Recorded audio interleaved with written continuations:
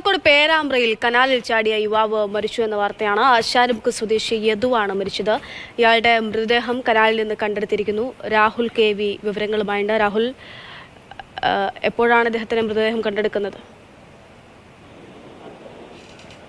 ഇന്നലെ രാത്രി 10:30 യദു 24 വയസ്സുകാരനാണ് കനാലിൽ ചാടിയത്.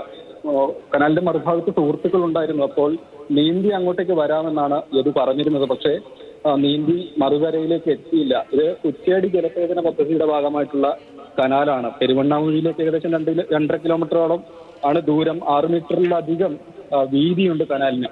അപ്പോൾ ഇതുപോലെ നീന്തി മറുകരയിലേക്ക് വന്നില്ല. രാത്രി തന്നെ തിരച്ചിൽ നടത്തിയിരുന്നു. സാധാരണ ആളുകൾ അവിടെ ഇറങ്ങാറില്ല, നീന്താനോ അങ്ങനെയൊന്നും ഇറങ്ങാറില്ല. നിയന്ത്രണമൊക്കെയുള്ള സ്ഥലമാണ്. പക്ഷേ യദു ഇറങ്ങി രാത്രി ഒരു 10:30 ജോലി കഴിഞ്ഞ് മടങ്ങുന്ന സമയത്താണ് ഇറങ്ങുന്നത്.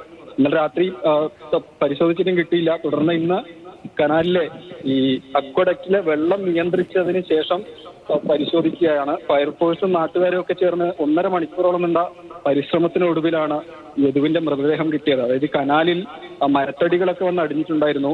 ഇതിലേക്ക് ചാടിയ സമയത്ത് അതിൽ കുടുങ്ങിയതാകാമെന്നാണ് സംശയിക്കുന്നത്. ഇങ്ങനെ വെള്ളം നിയന്ത്രിച്ച് പരിശ്രമിച്ചതിന് ശേഷമാണ് യദുവിന്റെ മൃതദേഹം ലഭിച്ചിട്ടുള്ളത്. ഏകദേശം ഒരു 11 മണിയോടുകൂടിയാണ് യദുവിന്റെ മൃതദേഹം കിട്ടിയത്. ഒരുപാട് ആളുകൾ സ്ഥലത്തേക്ക് വന്നിരുന്നു. പോലീസും ഉണ്ടായി സ്ഥലത്ത്.